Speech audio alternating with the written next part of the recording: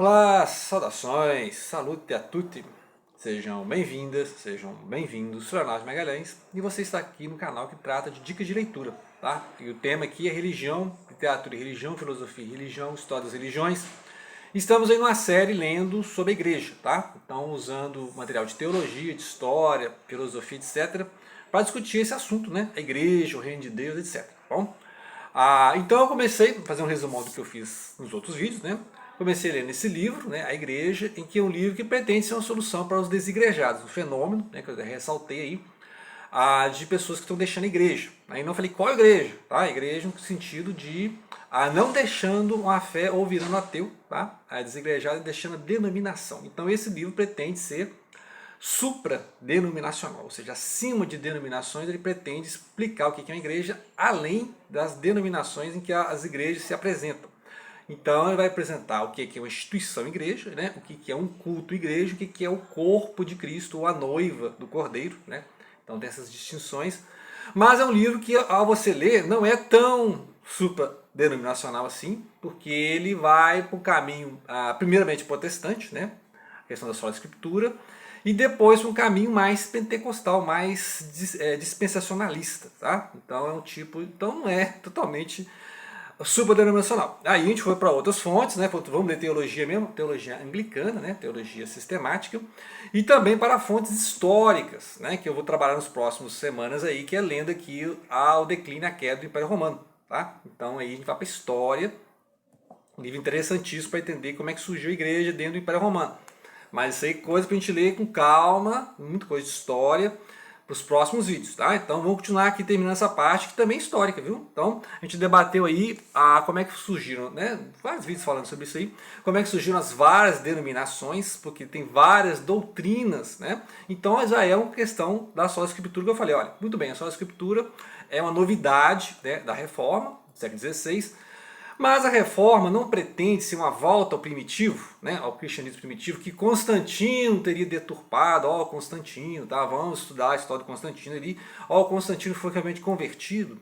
O Constantino que inventou a cruz, né? Antes não tinha cruz, então ele que inventou a igreja, então não tinha igreja antes. Então esse debate realmente faz sentido, tá? Várias pessoas têm dúvidas sobre isso aí. Inclusive, se Cristo veio criar o reino de Deus, veio criar a igreja. Tá? A igreja, então, que não conseguiu fazer o reino de Deus, criou a igreja.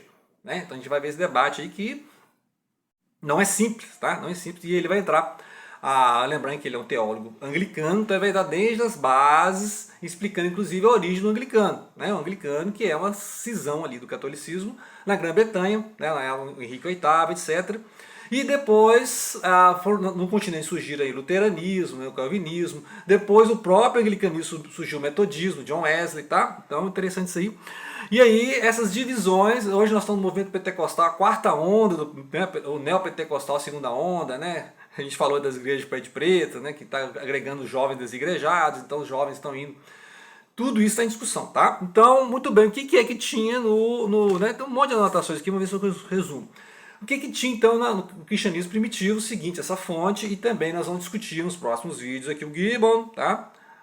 Como é que surgiu então o cristianismo na base. Então o que tinha lá no cristianismo básico? Então, como tinha necessidade de doutrinas, por que tinha? Porque tinham vários movimentos, então não era um movimento unificado, tá? Então não tinha uma única igreja, você tinha as orientais, as ocidentais, você tinha o gnosticismo, o maniqueísmo, você tinha os donatistas, né? Mais forte na época do Santo Agostinho, porque os donatistas queriam só os santos na igreja, então não podia ter pecador nenhum, e aí piorou lá no século IV, porque com as perseguições antes do Constantino, tá? Lembrar que o Constantino só legalizou a igreja, tá? Ele não falou que ela era oficial. Isso aí é depois do Juliano, que tentou voltar ao paganismo, é lá outros imperadores, a gente vai discutir isso aí, que oficializaram a igreja. Mas o Constantino foi parar a perseguição. Antes dele, muitos tinham entregado documentos da igreja, tinham renegado a fé, e depois voltaram para a igreja. Os donatistas falaram assim, alto lá, vocês não podem mais fazer sacramentos, etc., porque vocês negaram a fé, então não pode, vocês são pecadores, tá? Então não aceitava nem as penitências. Muito bem, aí precisava surgir as doutrinas, tá? Os dogmas, para combater essas heresias, esses gnósticos, né? É isso, tá? Então ele vai explicar, olha, tá, essas doutrinas, várias questões. Tipo de batismo, tá? Tinha um batismo de imersão, tinha um batismo de aspersão. As crianças eram batizadas Bem, seguinte, de daqui você vê a família toda era batizada, não tem um específico para criança, tá? Aí é uma discussão até hoje nas igrejas, batiza-se criança ou não, tá? O batismo é por aspersão, por imersão, por efusão, etc, tá?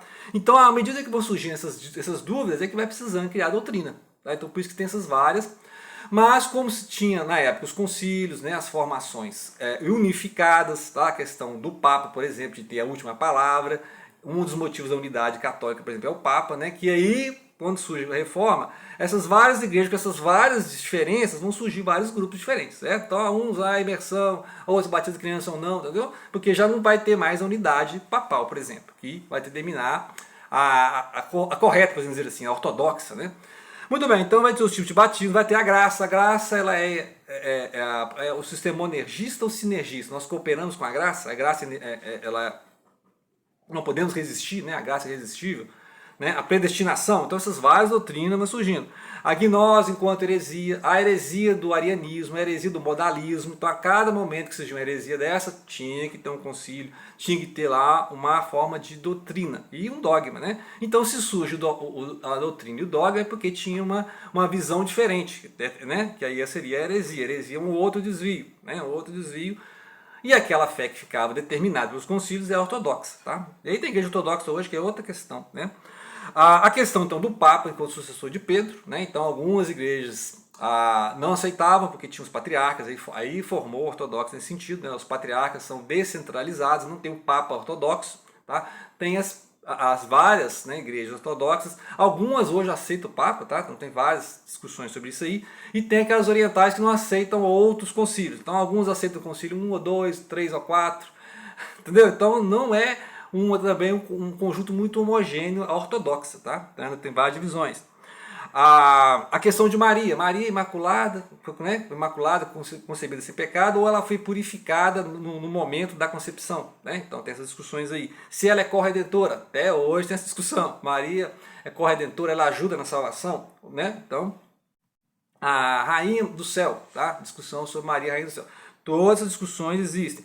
Discussões sobre o sacramento também, vai dedicar um capítulo só à questão dos sacramentos. São 7 sacramentos, são 3, são 2, né? Vai discutir os dons do Espírito. Então hoje também tem as mesmas questões. Os dons do Espírito eles continuam na igreja, né? Ou foi só um momento, ou eles cessaram. Então é cessacionismo. Então existem igrejas que aceitam os dons, né? Tipo pentecostal, né? Aceita continuismo, e igrejas que falam, não, acabou, isso aí foi só na época do Atos do Apóstolo, acabou, tá? E também a questão do Apocalipse, outra questão do Apocalipse, a gente vai debater as várias leituras do Apocalipse, inclusive vai usar muito isso aqui, porque o Apocalipse estava né, na moda nessa época do Império Romano, que a leitura do Apocalipse ela é preterista, acabou, ela é histórica ou ela é futurista. Tá? Então você vai ver igreja que vai fazer. Então entendeu a quantidade de doutrina? A quantidade de doutrinas são justamente, e fora aquelas doutrinas, por exemplo, que vai determinar, por exemplo, oferta e dízimo. O dízimo é obrigatório? Né? Existe a oferta ou não, o dízimo obrigatório. E igrejas que vão aceitar o dízimo voluntário, outras vão determinar que você tenha dízimo. Tipo, né, na tradição judaica que tem o dízimo.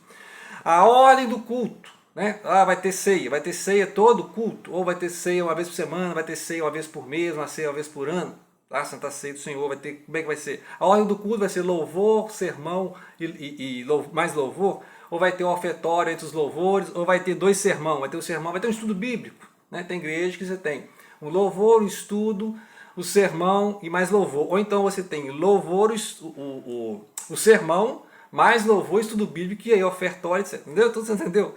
Cada igreja vai determinar, então, numa doutrina, né? Então vai formar a sua tradição, porque isso não está na Bíblia. A Bíblia não ensina como fazer o culto, né? A gente sabe como é que era. Mas se é só a Bíblia, só a Escritura, vai complicar justamente nesse ponto. Então é determinar justamente esse ponto, ou seja, em que modo da Bíblia, ou seja, da sola Escritura, eu chego na tradição. Tá? E se é sola Escritura, aí que ficou a questão lá, desde a Idade Média, sobre a tradução. Qual que é a melhor tradução da Bíblia, tá? Então você já vê que é muita coisa e cada igreja vai escolher uma doutrina, tá? Muito bem, e aí nessa questão, se a igreja vem promover o reino, ou seja, a igreja então não é o fim em si mesmo, né? Jesus fundou a igreja, né? É a questão do Jesus fundou a igreja. Ou a igreja foi fundada porque não veio o reino. Então eu recomendo a leitura do Leonardo Boff, tá? Leonardo Boff, Gênesis, Eclesiogênese, Porque eclesiologia é o estudo da igreja, tá? Como está. E aqui ele vai debater a formação da igreja, igual eu falei aqui, né? Desde o Império Romano, a formação centralizada, que a gente conhece, né? É episcopal, ou seja, ela é centralizada.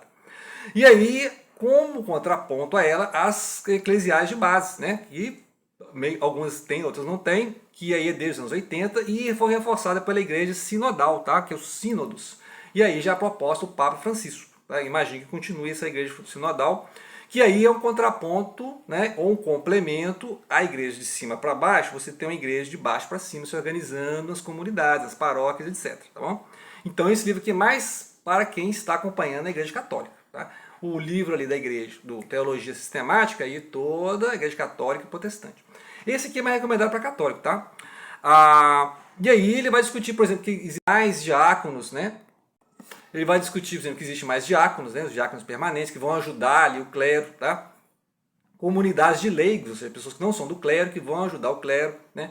Mais participação desses leigos, mais formação desses leigos, que vai obrigar esses leigos a conhecerem mais o catecismo, a Bíblia, né? Então a gente vê muitas pessoas que estão lendo a Bíblia na Igreja Católica, mas porque tiveram alguma experiência protestante, tá? Então famílias, eram de famílias católicas, foram para a experiência protestante, voltaram para o catolicismo e trazem esse costume de ler a Bíblia, tá? Então agora eu vejo muitos grupos católicos mesmo fazendo a leitura da Bíblia, né? Porque não era obrigatório, né? Assim, para aqueles que não têm só a escritura, você tem a magistério e a tradição.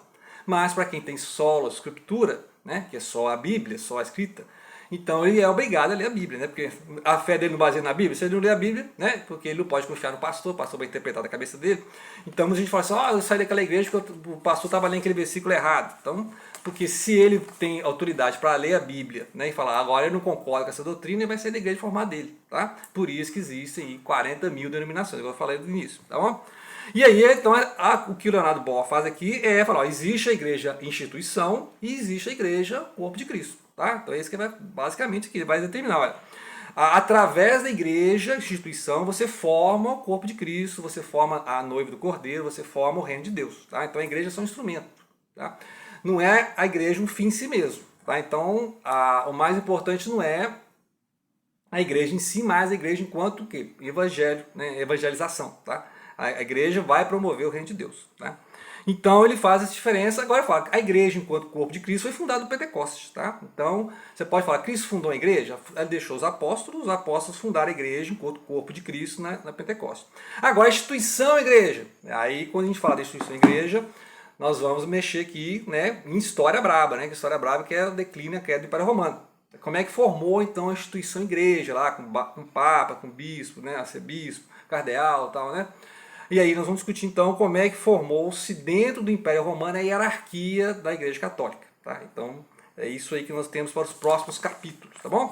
E aí eu recomendo então, a leitura dos livros para conhecer assuntos, né? As formações das doutrinas, né? E a história da Igreja Católica. Depois nós vamos, por exemplo, ler a biografia do Lutero, do Calvino, para discutir como é que foi que dentro da Igreja Católica teve a cisão para formar o protestante. E hoje, voltando ao século XIX, como é que dentro do protestante formaram as outras divisões, né? Porque agora nós temos igrejas que nem são só mais só a escritura, né? Dentro do meio protestante, como já tem uma tradição luterana, uma tradição calvinista, né? Já não é mais só a escritura, porque já tem todo um corpo de tradição. Então a só a escritura varia lá no século da Reforma. Hoje em dia já tem 500 anos de tradição. Né? Então como é que vai falar que é só a escritura? Então eles vão jogar